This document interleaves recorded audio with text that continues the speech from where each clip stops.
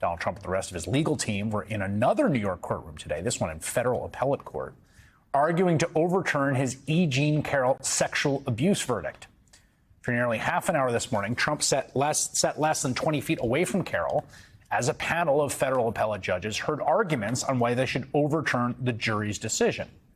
Once he returned to Trump Tower, Trump repeated some of the very same lines that got him into an $83 million hole.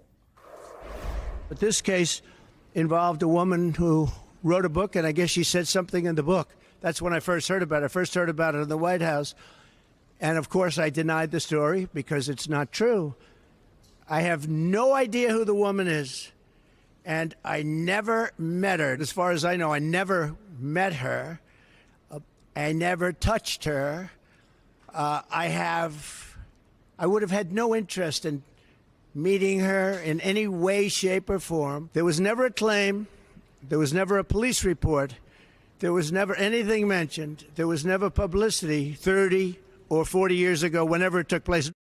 Now, he knows very well from attending that trial regularly. Carroll says the assault took place 28 years ago in 1996. And not to take his denials too seriously, we should note that according to the Department of Justice, nearly 70% of sexual assaults went unreported in the 1990s. Despite his insistence the case was fabricated and that E. Jean Carroll was lying, Trump received full due process in the matter. There was a whole trial and everything. Carroll's lawyers presented her case to a jury, and after hearing their arguments and the ex-president's defense, the jury believed E. Jean Carroll. They found that Trump was, in fact, liable for sexual abuse and then defaming her by saying pretty much what you just heard him say there. Now, we should know here, Trump did not need to be in court today. You have to show up to your own appellate arguments.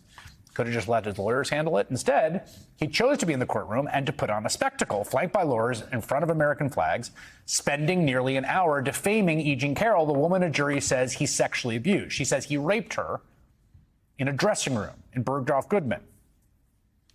Oh, and not just that. He also spent some time insulting and attacking numerous other women, because, again, there are many women who have accused him of sexual assault throughout the years, the kinds of sexual assault he once bragged on tape, including one who gave testimony in Carroll's case. There were two witnesses. One is a woman who's followed me for years. She said in 1979 I was in an airplane with her, commercial flight, and we became very intimate. Passengers are coming into the plane, and she said I was making out with her, and then after 15 minutes, and then she changed her story a couple of times, maybe it was quicker, that I grabbed her at a certain part, and that was when she had enough. Now, so think of the impracticality of this. I'm famous. I'm in a plane. People are coming into the plane.